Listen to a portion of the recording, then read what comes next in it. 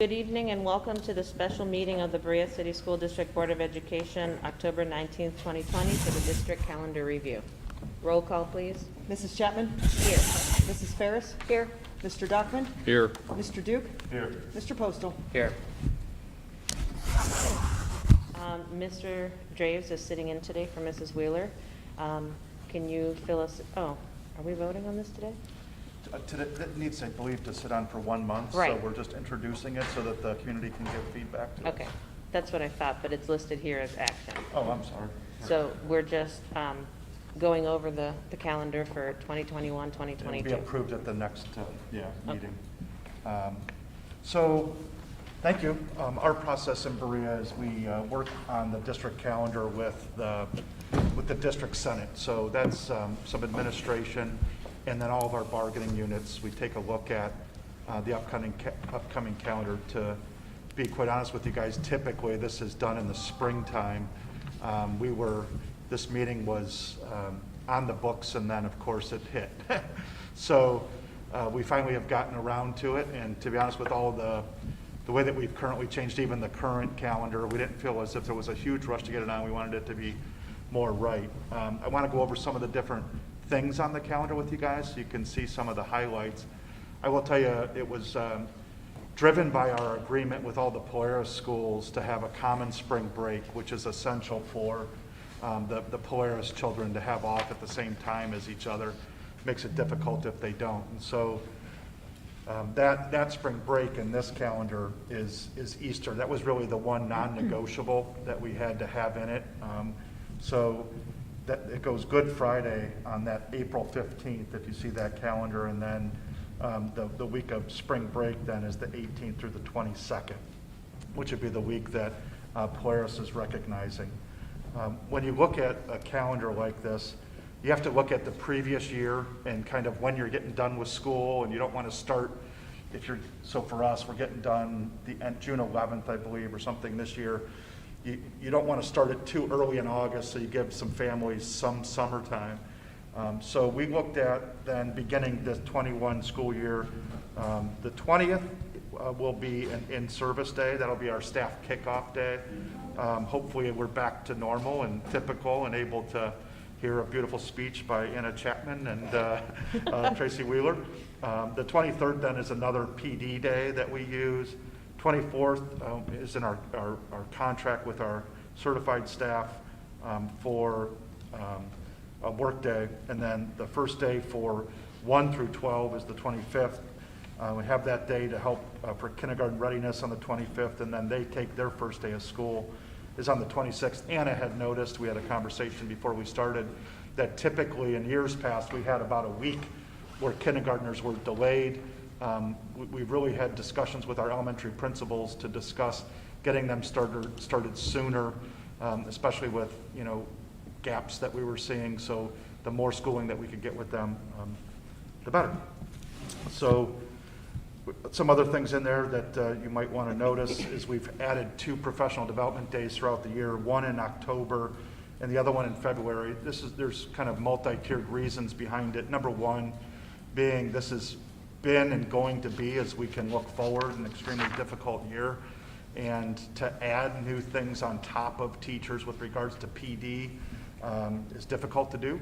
So we also are reflecting back on the instructional audit that we received and the work that we need to do, and there's a lot that we would need some time for.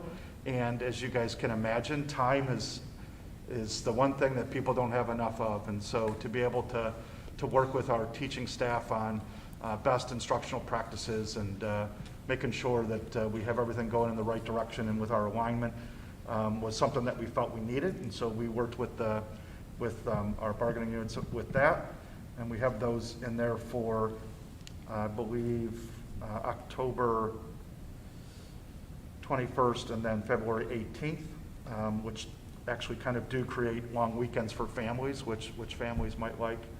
And then we do have one of the things that all the bargaining units really talked about was the 2 weeks at Christmas time. Former high school principal, one of the things I look for is ending the year kind of with how final exams end and making sure that and it worked that way with the way that we had put this in, so that the last day with students is the 2nd, and then the 3rd would be the teacher work day, and then their parent-teacher conference comp day then is the 6th, which would count as a work day, but they wouldn't need to come in on that day. So really, being able to end the day and end the school year on the 3rd was something that we had looked for. And we were able to achieve kind of by pushing back to the 20th of August there to get it started, and then getting to where it kind of was a natural end to the school year, especially at the high school. What's this on December 20th, summer professional development comp? Right, so over the summertime, what we've added is there's 7.5 hours of PD that teachers will do from the time that school year ends this year to when school starts. And then the give back for that then, so that work then is a work day that we put on December 20th, and we're able to count that as a work day, but it adds on to the Christmas vacation or the holiday vacation. Is that all online? What we had done this year was all online. We would hope perhaps we can get back to some brick and mortar teaching and learning with our people over the summertime, but obviously that's all up in the air right now. Mm-hmm.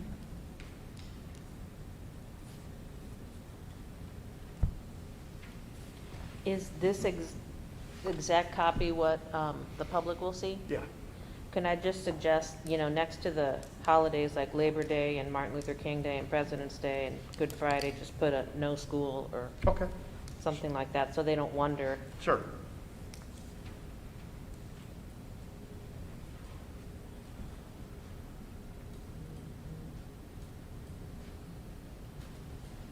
So no, Election Day, there is school next year, Yes. because we're finally not polling locations. Correct. And any OEA day we got rid of too. We have that as it's a staff work day, or not, actually, we don't have it, 'cause I Right, think it's it's on the a next Friday. week, right, correct. Okay. Any other questions about the calendar? Okay, so it'll be on the agenda for our next meeting for. I'll have to check with approval. Dinah, I don't know if it has to be up for a month. Okay. Or if it would be the next one, but. Okay. A future meeting. A future meeting, correct. I mean, soon. You guys would know better now, you've gone through this before, I think it's a I month. don't but I'm not remember. sure. I don't remember how long we've done it before. Okay, Yeah. Okay, any other comments about the calendar? she tells me to. Okay, then can we have a motion to adjourn this meeting? So moved. Second. Roll call, please. All in favor? Aye. Okay, and we will wait until 7 o'clock to start the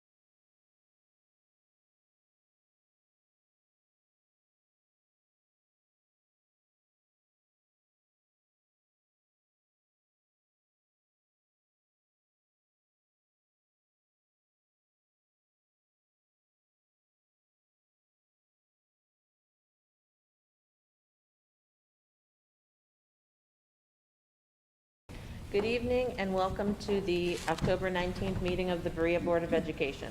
Roll call, please. Mrs. Chapman? Here. Mr. Dockman? Here. Mr. Duke? Here. Mrs. Ferris? Here. Mr. Postal? Here. Please stand for the Pledge of Allegiance. Shaking it up a little bit. I pledge allegiance to the flag of the United States of America and to the republic for which it stands, one nation, under God, indivisible, with liberty and justice for all. Thank you.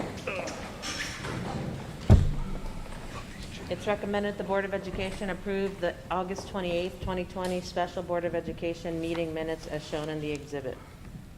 So moved. Second. Are there any changes or additions? Very thorough, as has been. Okay, roll call, please. Mrs. Ferris? Yes. Mr. Dockman? Yes. Mrs. Chapman? Yes. Mr. Duke? Yes. Mr. Postal? Yes. Are there any Board of Education committee reports? Neil? Polaris had a meeting last week.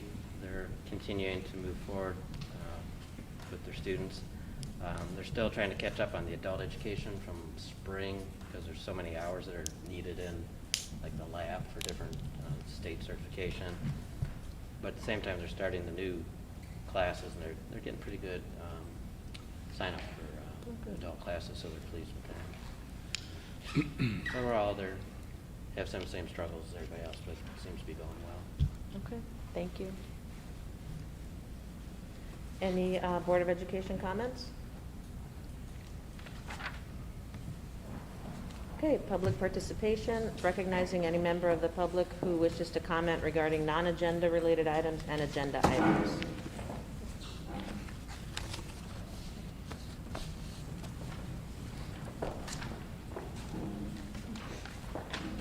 First, we have Mr. Billy Ottinger.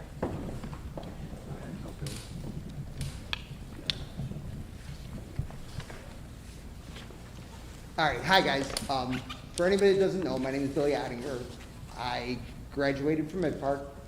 My mother graduated from Mid Park. My father, aunts, uncles. I currently have 2 kids enrolled in Berea City Schools. I'm here today because of the remote learning. I had a problem with my middle son, who spent the first 3 weeks of school doing absolutely no work. By the time that I found out about it, because grades were not being uploaded to Infinite Campus, we were 3 weeks into the quarter, and then actually I went to email that teacher and I inadvertently emailed his counselor, which passed that information along to the rest of the teachers. So then I started getting emails and phone calls and stuff from all his teachers telling me the same thing. We went for a long period of time without having any kind of clue what kind of grades were going on. I spoke with Mrs. Wheeler, I spoke to the assistant principal, I spoke with teachers. Teachers have been awesome.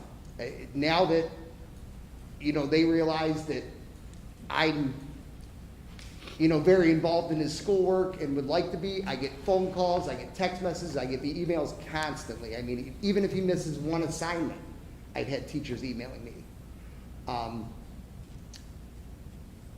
My biggest question is, my biggest concern is that this stuff is not meshing. I don't like, and I hated it when I was going to college as well, the different platforms. I understand, I think we spoke, we're paying Blackboard, we're paying Infinite Campus, we're paying another company to transfer data from one site to another site. This could be such a great tool going forward, even after this pandemic, if it ever does ends. Sick days, snow days. I mean, I'm sure you guys know that and feel the same way. But I think before we dig ourselves, keep going in the wrong direction, I would like to see somebody stop and say, hey, what can we do to make this better? I thought, I'd give it great thought and thought, wouldn't it be awesome to go to Berea City School website, have a parent tab, a teacher tab, and a student tab. Everybody clicks on their own tab, clicks on the school, and there's all the information that you need. what do we need to accomplish that? You know, I mean, do we need to hire a web designer full-time, or is that, I mean, I know it's possible. I absolutely know it's possible. Is it financially feasible? You know, I understand we were in a time crunch, so we had to implement something that worked at the moment. But I think now we're to the point where what can we do to make it better? And I very much would like to see that become better, because it could be used 20 years from now. That's one point that I have. The other point is going back to school full time. I'd like to know, what is that gonna look like? Right now, I have it set on my phone where it notifies me when grades start coming in on Infinite Campus. 4 o'clock in the morning on a Saturday morning, midnight on a Sunday. I know these teachers, and I don't know if it was you or Ms. Kakura that made, you know, wasn't for lack of trying. These teachers are absolutely trying. What's gonna happen when we go back to work, back to school 5 days a week? Are they gonna have time to upload to Blackboard, you know, the assignments, and transfer grades from Blackboard to Infinite Campus, and do all the extra things that they now have to do? I mean, I understand this has changed. Their job is completely different now than it was last year.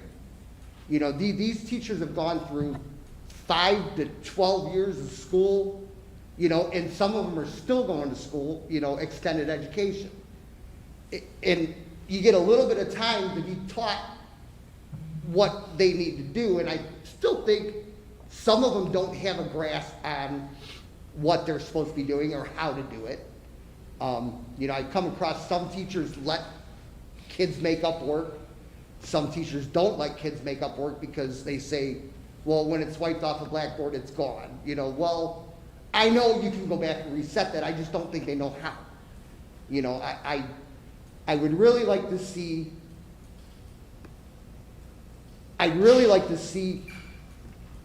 as much content in the amount of time that they have.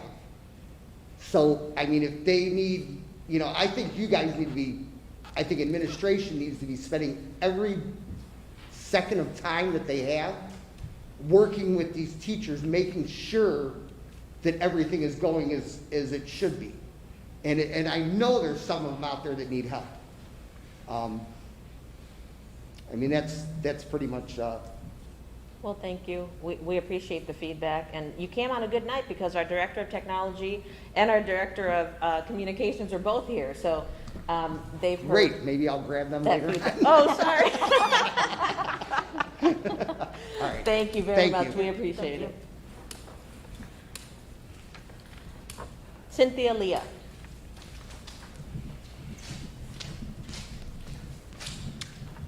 Thank you.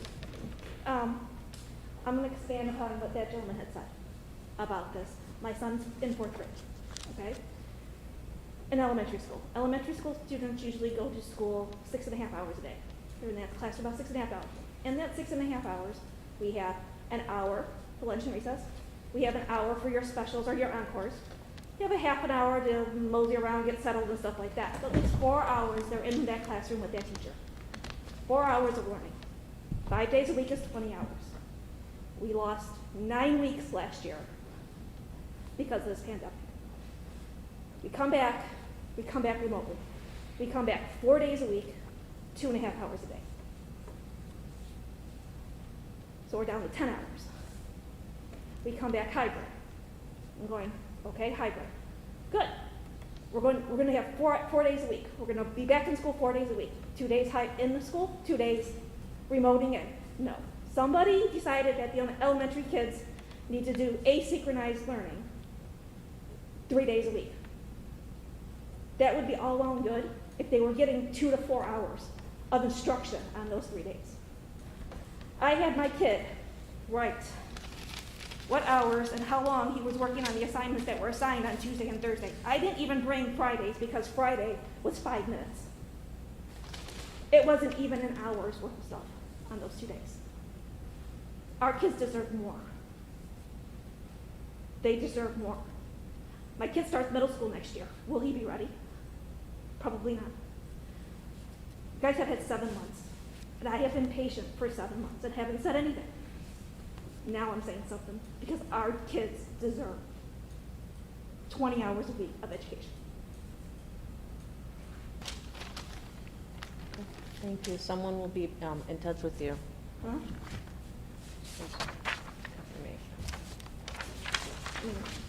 This has got to stop. I mean, even the websites that are on the fourth grade website, she just unlocked 2 of them this week. It's been over a month. And I know the teachers have a lot to learn, but when they were remoting in, they were there from 8 in the morning till 3:30.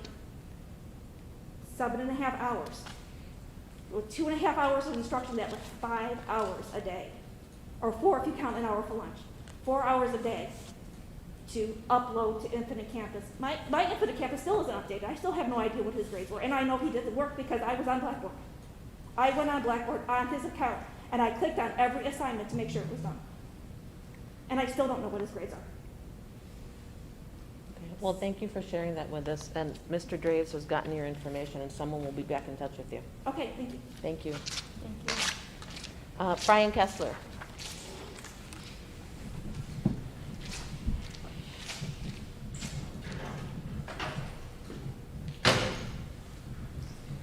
Good evening, everyone. After a few weeks, I just thought it was important to check in on this rare time. It's not something normally that we do, but I also think it's important that you had more of a direct feedback from the teacher perspective. And I just wanted to let you know what we're experiencing and how it's going. Obviously, things are challenges. You heard some things tonight. I think the Blackboard Infinite Campus is a huge issue that's causing problems at every end for parents and for teachers, and I know we're working to fix that, and once that's corrected, it will help. My biggest concern here is that the amount of change that the teachers are going through has made it quite difficult to continually have to adjust, and I think what you're hearing from the parents tonight is the result of that. As soon as we try to get into a rhythm or into a groove, something changes. And a lot of it is beyond our control. The county's back to being red, and it's created a whole lot of anxiety, I think, in the kids and the parents, and certainly in the teachers. But what I really want to stress tonight is the idea that whenever there's a change, even if it's not that significant, that it takes weeks for teachers to get in the groove. And it's compounded because we have the kids less frequently, so it makes it more difficult. The part that's in school, I think, is going well as can be expected. I mean, there's little things like the spray bottle that they use is staining their clothing because it's got bleach in it. And the one that's for kids just smells like rotten eggs, so it's not easy to work with. These things, I think, are being dealt with. We're teaching the kids how to do spacing because we have a small amount of kids that we're able to do that. And we're able to teach lessons because that's what we do. It's this asynchronous part where we're trying to get kids to do work on their own, and then the online part, obviously, too, that the kids, it takes a lot of effort by kids with a lot of support from parents that are not able to do it. So we see a lot of our kids struggling, and so this is my big concern. And I think that we have a great relationship where the teachers are working with the administrators. And we're listening to each other, which is important, and we need to continue to do that. But what I want to stress is that every time we make a change, that this ripples, and it takes a long time. Our teachers are getting better. It's amazing. From the first day when we brought kids back totally remote, and then we brought them back, half the kids back in class, we're starting to figure this out. And every day gets a little bit better. We're behind. I think every district around us is just behind. And I think that this mom that's worried about her kid being ready for middle school is a real problem because the teachers are worried about kids being ready for school. So I'm just here to let you know that, it's not great, but it can't be great. And one of the things that I'm concerned about is I think we all want normal. We want it to be back to normal. But it's important to remember that we cannot deliver normal. We cannot have kids spaced out in classrooms and keep all the teacher stuff in there. The rooms have to be gutted to make the spacing work. We're going to do it. We have to cut lessons off early so that we can clean surfaces. We're doing it. But it's the best we can do, and it's important for people to remember it's not normal, and we can't deliver normal. And more than likely, there's going to be a lag, and kids are not going to be ready for the next level. But education's a 13-year journey. And we're going to have a year and a half here where it's been disrupted terribly. And we're doing the best things that we can to make it go. And you guys, I think, are in a very difficult position between matching what the parents' needs and wants and hearing them and understanding what we're capable of doing inside the buildings every day with the kids. And more importantly, what we're doing online with them. Because nobody was trained to do that. We're there, our teachers are learning that as we go. It's amazing some of the stuff they're doing. And I think like that gentleman said, a lot of them need help and need time and struggling to figure it out. So I just wanted to give you that update in my unsolicited opinion, but I just think it's important that in this time, with all these challenges, that we make sure that we have really good and open communications. Thank you. Thank you, Brian. Thank you. Question? Can I ask him a question? Sure. I'm not able to understand you clearly with the mask. Did you say you can or can't deliver normal? We can't. Cannot. We cannot deliver normal. How? Given all of the things that are required to have the students in the buildings, and then obviously having the kids online and teaching them in a way that we're all learning how to do. So I'm sorry if I was not clear. We can't deliver normal, even though every single person, parent, teacher, board member, student. So you wants cannot do it for this entire year, or what's your solution? I don't understand what you mean by can't deliver normal. Until when, or what benchmark do we need to get to? Well, so the that we biggest can- thing would obviously for the pandemic protocols to ease. These are not a reason why we can't deliver normal, for sure, right? I mean, with my kids I work with, my Titan team time, one of the biggest complaints they have is they go out for recess, but they have to stand in their class, right? They can't mix up, right? Well, that's not normal. They have to go out and, because of the protocols, we don't want kids mixing classes, so they have to keep in their little group. So that's what I mean. I'm not saying it's bad. I'm just saying it's not normal. And what I'm hearing from parents and people are frustrated because they want normal. And what I want to be real clear about is we're not able to deliver that. Not because we're not trying. It's just because of the limitations. So if we bring the kids back 5 days a week, we still cannot deliver normal. There'd be no way, because even if you did 3 foot spacing, right, instead of the 6, which is ideal, we would do 3, which is 3 to 6 is the recommendation. You'd have to pretty much gut the smaller rooms. The bigger ones can get away with a little bit more. You're taking everything out of the teacher's room except a teaching station and the kids' desks. Now, when you're in first grade, right, you have a reading table. You teach kids to read in a reading group. Can't do that because you can't have that furniture because the spacing and the safety is clearly got to be more important than the ideal instruction. And again, we'll do it. We'll teach kids how to read. We will get there. It's just really important that the expectation matches the reality. Okay, thank you, Brian. We appreciate it. Steve, I think he's alluding to it's not our staff that can't deliver normal. Nobody can deliver normal in any school today. It's impossible. Right now, we cannot be pre-March. There's just no way with all the protocols that have to be followed to keep kids and staff safe. There's just no way. And unfortunately, education suffers because it requires time to do all those protocols. So we will not be back to educating the kids until the pandemic is over. No, the kids are being educated. Of course they are. And the teachers are working probably harder than they ever have been. But there's nothing normal about a school day. If you go and spend a day as a student in a school day at any level, at any school, it's not normal.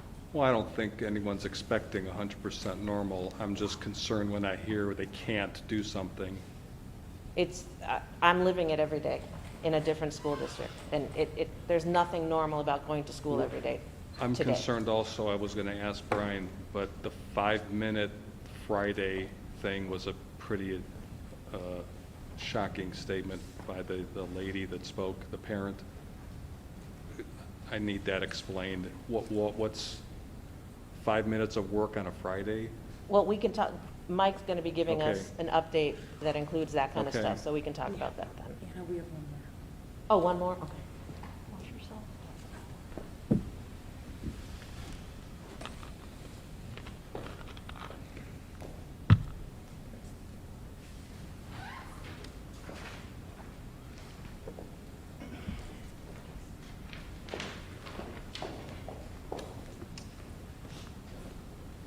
Good evening. My name is Chad Fine. I think many of you might remember I addressed this board once again, and I appreciate the opportunity to do it again.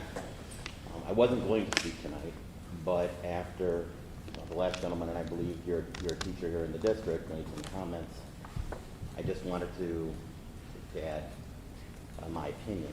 I don't think it's about returning to normal necessarily. I think it's about returning to the most effective way to educate our children. And I think what we heard tonight from some of the other parents that spoke was that the independent period or the independent days of education are not effective. I know from my perspective, my children and my first grader who needs constant parental supervision in order to get through his daily assignments, and that's not to be unexpected. I know many of you, if not all of you, are educators and would understand that. It becomes nearly impossible because my wife and I work 40 hours a week. I'm an attorney, she's a corporate trainer, she is in education.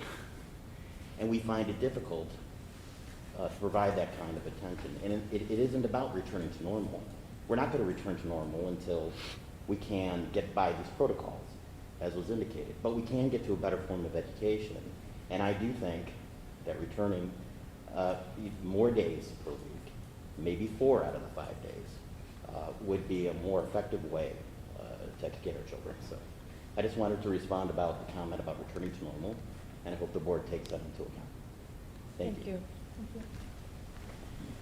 Okay, superintendent's update. Okay. This is my first opportunity to do this, so bear with me. I got the boss's notes here. So this is the end of our we just finished up our second week of our hybrid back. So our last board meeting was the first day that we had our kids back in person in any form and fashion. So we just finished up our second week. It's going well. Obviously, we still are working through, and you know, to speak to Brian's point, is that there are protocols in place that when you go into a classroom right now, it doesn't look like it typically has. But we do our best every day to try and provide the best possible education for kids. We'll say that Tracy had some things that she wanted to update you on. As has been mentioned, the county did go red again. You know, I want to revisit to what Tracy had talked about a few meetings back about a change in the color in a county does not necessitate an immediate change of the instructional model, and that rather it takes sustained periods in a color for her to recommend a change in the way that we're instructing our kids. And so I think that's important to note. We were in orange and now we're in red. You know, prior to that,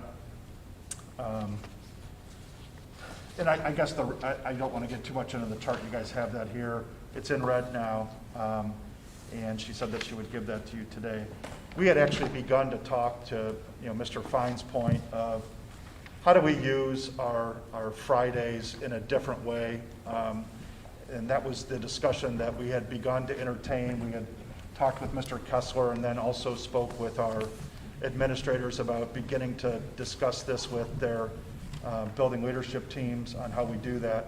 We've really landed, there's really 3 options, and the first one being that we could do what we're doing right now, which is we're using Fridays as a no new learning day, a day that we could use for intervention, for professional development, for our teachers' TBTs. We do have our Titan team time on those days as well. So that would be the one option. The second option that we have available to us is what Tracy, Mrs. Wheeler has on this sheet here. Alternating Friday hybrid calendar. So just kind of laid it out here as what possibilities could be. I will tell you that these dates are not what are set in stone. These are just, we were creating a calendar as an example of where we could possibly be.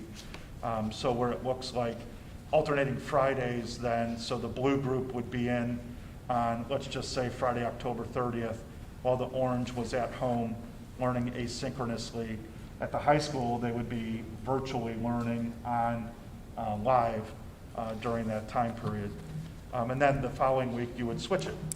So then they would have, the orange would be in person, and then the blue would be at home, K through 5, asynchronous, and then 6 through 12 would be virtually at home, still being able to be in the hybrid with regards to spacing protocols, but still adding another day of instruction. So for the K-5 kids, that would end up to 2 more days in person per month, and for obviously the high school, it would be the 4 or 5 days per month, depending on how many Fridays hit in a specific month. And then the third option would be that we looked at that Friday as everybody remote in, so virtual live for everybody would then be the next option. So adding everyone comes on into a remote schedule on that day, and there would be live instruction via their instructor. So that would be the 3 options that we're talking about. Those are all been on the table. I know we've had discussions we haven't landed specifically on any. If I had to say there was a way that where Tracy was leaning right now, it would be she's leaning toward the hybrid alternating schedule, the alternating Friday hybrid calendar. But once again, that's not set in stone. I'm just saying that had been our most recent discussion. So that's kind of where we're at with that. I'll add a couple other things, and I know the board might want to comment on that, Anna. So just, there was really good news from Brianna that the U.S. Department of Agriculture announced that it's extending its flexibilities to allow free meals to continue for the entire school year of 2021. That's really huge news for our families, and so we're excited about that. And I think that's about it that I have. I think that's it. So the things that are currently being done on Fridays, like the Titan team time, what would happen to those? So, I mean, that's a good question. I think all of that would be discussed. I think we're looking to try and find one of our guiding principles. This actually speaks to what Mr. Finan said, was when possible to try and bring students back to in-person instruction. And so as much as possible. And so as we've said from the beginning, we're trying to balance that with the protocols, health and safety, and trying to find opportunities where we can get students in person more. And so that's why we're looking at that, quite frankly, trying to find that opportunity. Now, it wasn't great news that we went red, right? But just because we went red doesn't mean that we're going to abolish that whole plan to try and get more live instruction. I think we're going to continue to monitor and look at it with the plan of getting to there, hopefully sooner rather than later. I think you also saw a lens tonight as everyone spoke about everyone has a different perspective and lens as they look at it through their own eyes. So we have parents, union president and teacher, board members, assistant superintendent. And so everyone has that view. It's difficult to balance it. I will tell you that Tracy, she cares about the teachers, she cares about the kids and our community, parents. I will tell you, she will always rank number 1 the kids, and she's trying to do what's best for them that she feels at that time. while living true to our mantra of trying to do the best for the health and safety of our staff and students, and that's a difficult balancing act. Steve? So Strongsville went back today, 5 days a week. We did a survey, I notice here, that 69% of the K through 5 parents want to go back to school in person 5 days a week. I know Tracy mentioned in the past sustained percentages, which were pretty low until this last little bump. What is our plan? And I know you just said, Mike, it's hard to predict the future, but I think a lot of the issues that we heard tonight, the kids just aren't in school enough. You know, I think we got to get them back in 5 days a week. I know that safety is a concern too, but I'm just concerned that we're just continuing to not look at that as an option. Was that considered along with Strongsville? Were there other, I don't know if any other districts are going 5 days. I've heard a couple in the county. We are always paying attention to what's going on around us, certainly are. I think they had committed to that decision prior to the county going red. So, I mean, we'll see. I think right now, I think we've proven that we're continually evaluating where we're at, willing to make changes.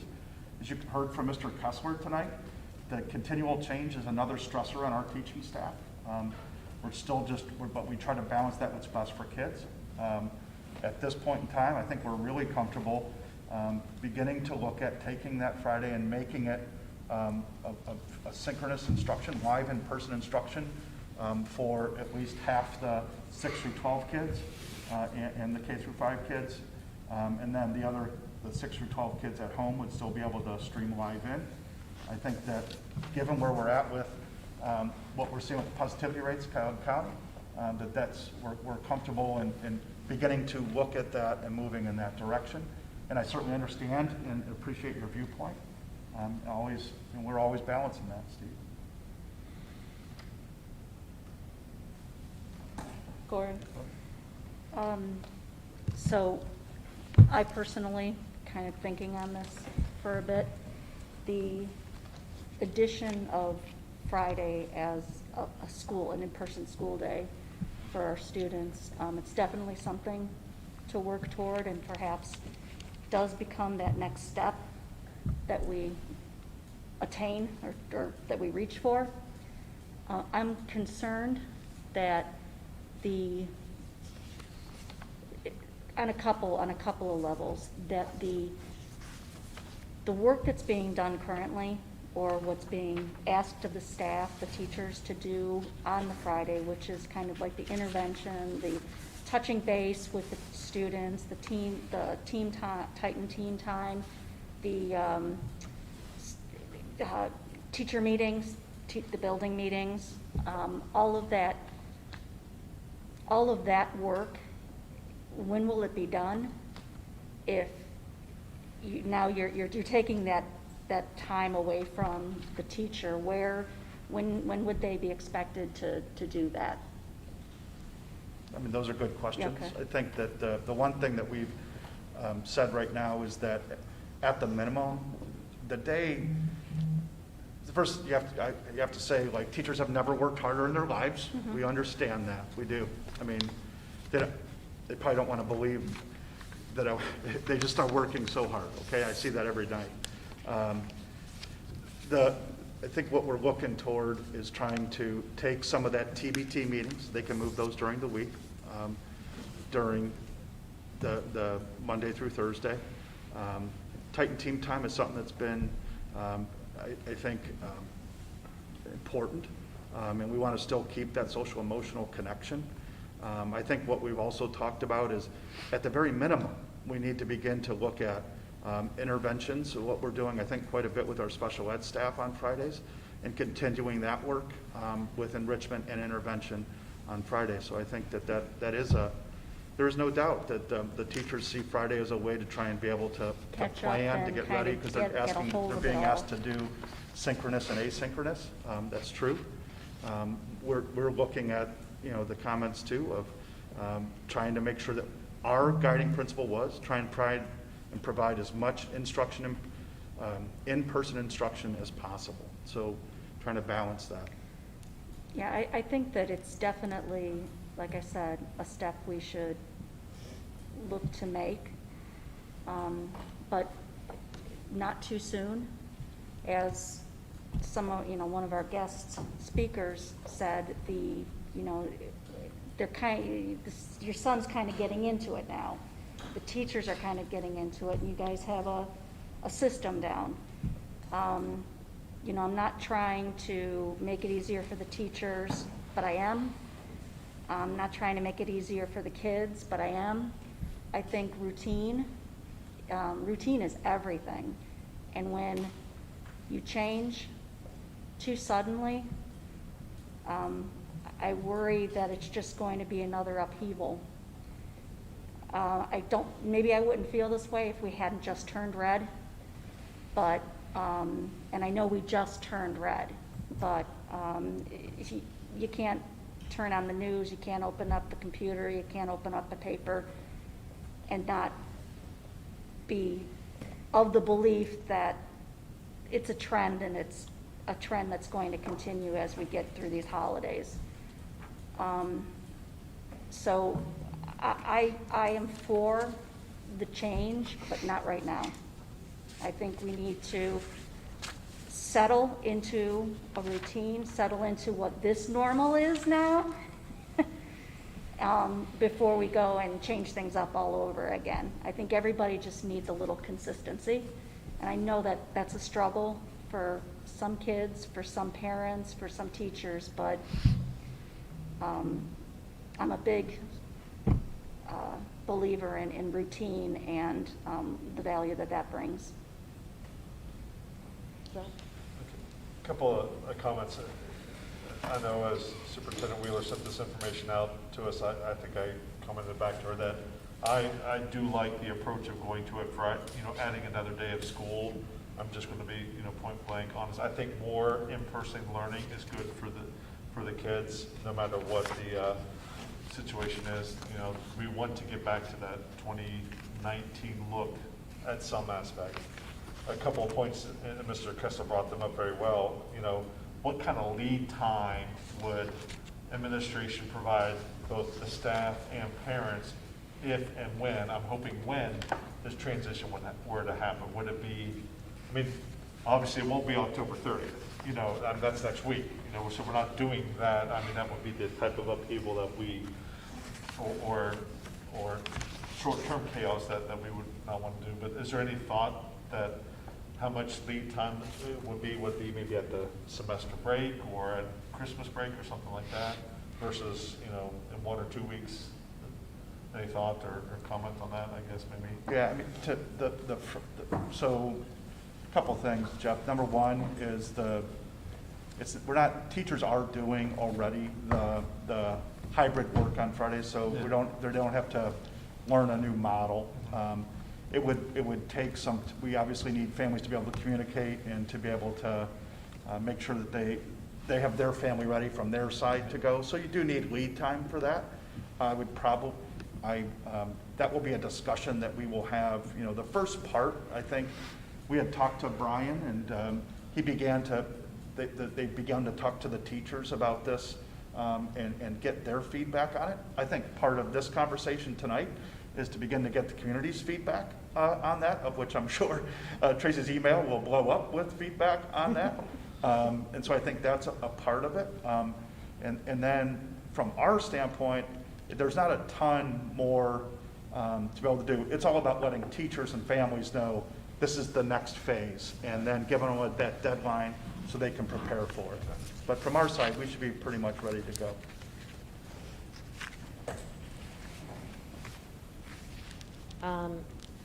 I'd like to share. Sure. Of course, going to school 3 days a week is better. No question. Going to school 5 days a week is the best, but we're not there yet. like Jeff, if we weren't, or was it Cora that said if we weren't red right now, I'd be all in. But we've only been back in hybrid 2 weeks. I mean, if you're the Monday, Wednesday group, you've been in school 5 days. The orange group will be in school 4 days until tomorrow. And, you know, the teachers on Friday, they're not doing hybrid on Fridays. They're doing a lot of planning time. I mean, I know my son last Friday met with his math teacher online for like 45 minutes. They are doing intervention and other things. And that time has to come from somewhere. And if you take it away on Friday, they're not necessarily going to be able to find it Monday through Thursday. And teaching synchronously and asynchronously are two completely different things, even if you're teaching the exact same topic. You have to prepare for it differently. Then you have to put it all on the computer somehow so that the kids can understand it. And that takes a lot of time. And I think the elementary teachers are doing more of that than secondary teachers are. I know other districts are doing the Friday thing, but they've been doing it all along since they started. So it's not really a big deal for them. But since we started with not on Friday, it's a bigger deal, you know, it's a bigger adjustment to the routine and to the schedule. I too would be more comfortable if we waited a few weeks, or if we definitely wanted to have Friday, we could do a remote day for everybody and they could have 4 more days of learning a month as opposed to 2. I mean, that takes away at least some of the protocols that makes, you know, all the adults in the building so tense, having the kids there in person. It's not ideal, but they're getting live instruction 4 more times a month. But that's my 2 cents. But I had some questions that we've received a few emails, and I talked to Tracy about them, but I wanted to just mention them in case anybody out there has questions. I don't know.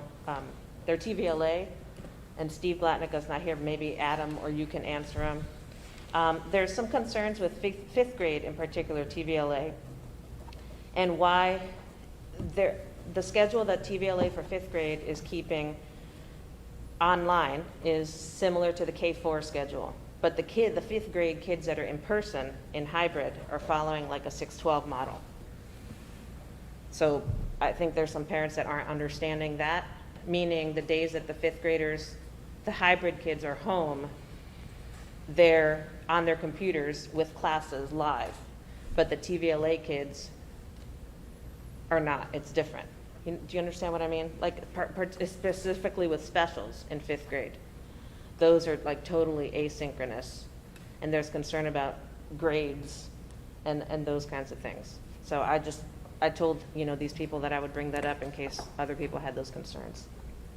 Adam, do you want to respond to I'm not sure of the question there, but 5th grade is a hinge point. Yeah. Because you have 5th grade has TVLA, but 5th grade is also in the 6-12 model as well, where they're Right. both doing synchronous and asynchronous concurrent classes at the same time. So there's often confusion in 5th grade because there's a blend of both. Mm-hmm.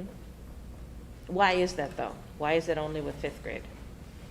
Because that's where 5th grade, after TVLA ended, we thought 5th graders that, I remember you guys talking about it, like that's, where do you cut off TVLA?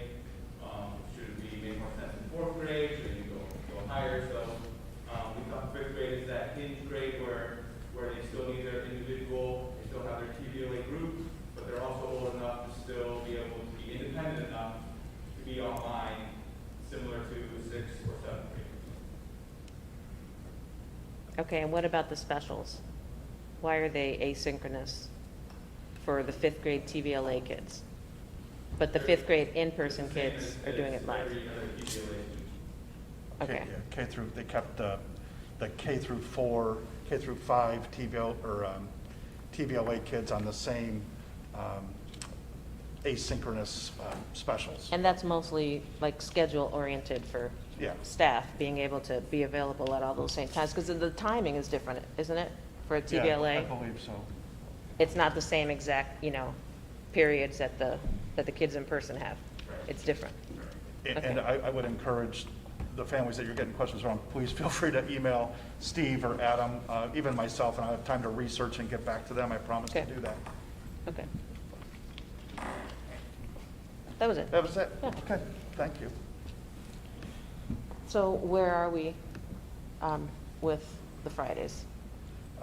Well, right now, we are, as I said, there's really three options, right? There is, we can do what we're doing right now. We can do remote, where everyone comes in. That was actually your recommendation at the end. Or we can look to do the asynchronous schedule, or the hybrid schedule, orange-blue, alternating on Fridays. Right now, we're still discussing that. Okay. So that is, I guess, a work in progress. You know, we're still looking at the trends, what's going on. I told you guys, complete transparency, that if Tracy had to make a decision right now, I would think that it would lean toward implementing at some point, sooner rather than later. But as we had talked about, probably October 30th is too soon. I don't know where that, quite frankly, that's not my decision. That's, Tracy works on that, and she'll guide us on where we need to go. But I would think at some point, we're going to be looking at using that Fridays for some form of that alternating Friday hybrid schedule. Moving toward more, following our guidance principle of more in-person instruction whenever we feel it's possible. Whether remote or actual physically in person? One of those two options. Yeah. Okay, so we're still just feeling everything out and trying to figure out where we go from Still here? monitoring it, and I know that Tracy will let you guys know as soon as she makes that decision, and she'll let the teachers know, the board know, and then we'll move from there. Okay. Any other comments or questions for Mike? No, thank you. Okay, thank you. Okay, it's recommended that items C3 through C11 be approved as part of the consent agenda unless a Board of Education member wishes to have an item removed. So moved. Second. These are all just routine personnel Yep, items. yep, personnel. Okay, roll call, please. Mrs. Ferris? Yes. Mr. Postal? Yes. Mrs. Chapman? Yes. Mr. Dockman? Yes. Mr. Duke? Yes. Number 12, it's recommended the following resident educator program mentor teacher be paid as shown below, per BFT contract Article 9, Section C. So moved? Second. Roll call, please. Mr. Duke? Yes. Mr. Dockman? Yes. Mrs. Chapman? Abstain. Mrs. Ferris? Yes. Mr. Postal? Yes. Number 13, it's recommended the Board of Education approve the school tuition agreement between the Berea City Schools and the Cleveland Clinic Children's Hospital for rehabilitation on behalf of the Lerner School for Autism for the 2020-2021 school year as shown in the exhibit. So moved. Second. Is this a new contract? No, this is routine. We have had kiddos going to learner school in the past. Okay. Okay, roll call, please. Mr. Postal? Yes. Mr. Dockman? Yes. Mrs. Chapman? Yes. Mr. Duke? Yes. Mrs. Ferris? Yes.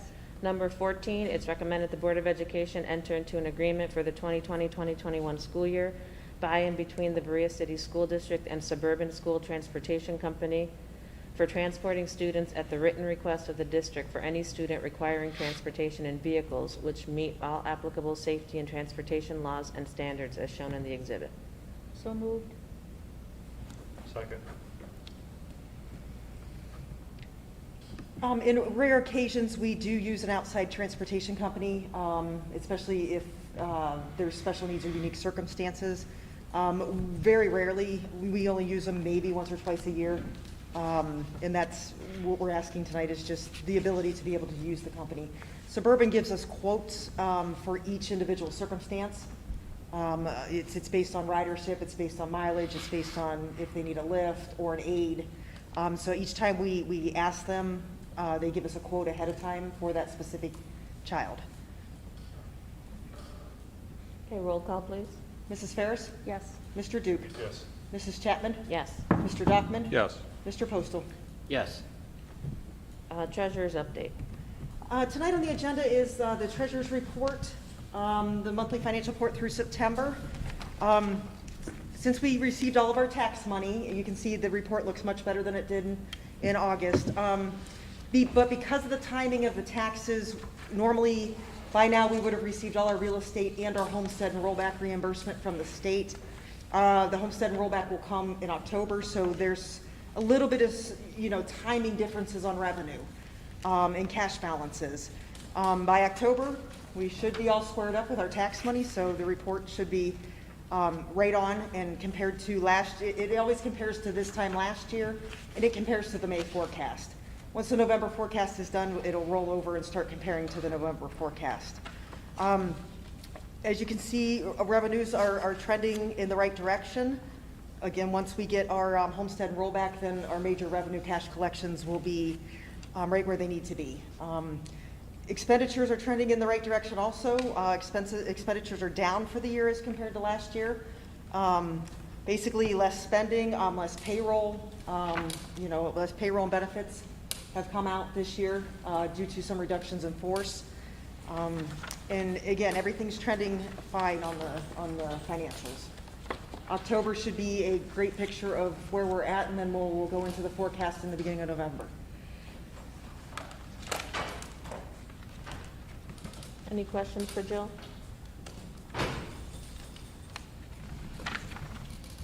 Okay. It's recommended that items D3 to D7 be approved as part of the consent agenda unless a Board of Education member wishes to have an item removed. So moved. Second. The consent agenda, everything is routine as normal on the consent agenda tonight. Okay, roll call, please. Mr. Duke? Yes. Mr. Dockman? Yes. Mrs. Chapman? Yes. Mrs. Ferris? Yes. Mr. Postal? Yes. Number 8, it's recommended the Board of Education approve the attached service agreement corrected from McKeon Education Group and Berea City Schools, which provides for one Title I instructor for students enrolled in Bethel Christian Academy. So moved. Second. New to you guys tonight, Bethel Christian Academy is now a non-pub under us. We are their fiscal agent now, and they do get a portion of our federal money, of our title money, just What like. city are they in? I think Parma, or they're very close to us. But because they've asked for services, Oh, okay. yes, they have asked, and we have a kiddo going there. Okay. Just like St. Bart's and St. Mary's, they are now falling under us. So it's not necessarily by what city the school is located in, but if we have students that go there? Yep. Okay. Okay, roll call, please. Mrs. Ferris? Yes. Mr. Postal? Yes. Mrs. Chapman? Yes. Mr. Dockman? Yes. Mr. Duke? Yes. Number 9, it's recommended the Board of Education approve the attached agreement between Vincent Group and St. Mary's School for technical support during the 2020-2021 school year. So moved. Second. Again, both 9 and 10 are for our other St. Mary's, our parochial school, our non-pub. They're both this is a reoccurring contract that they do every year, St. Mary's with Vincent. Okay, roll call, please. Mr. Postal? Yes. Mr. Duke? Yes. Mrs. Chapman? Yes. Mr. Dockman? Yes. Mrs. Ferris? Yes. Number 10, it's recommended the Board of Education approve the attached agreement between Vincent Group and St. Mary's School for professional learning services during the 2020-2021 school year. So moved. Second. Roll call, please. Mr. Duke? Yes. Mr. Dockman? Yes. Mrs. Chapman? Yes. Mrs. Ferris? Yes. Mr. Postal? Yes. It's recommended the Board of Education move to executive session for the purpose of consideration of the appointment, employment, dismissal, discipline, promotion, demotion, or compensation of a public employee or official. So moved. Second. Roll call, please. Mrs. Ferris? Yes. Mr. Duke? Yes. Mrs. Chapman? Yes. Mr. Dockman? Yes. Mr. Postal? Yes. Thank you, everyone.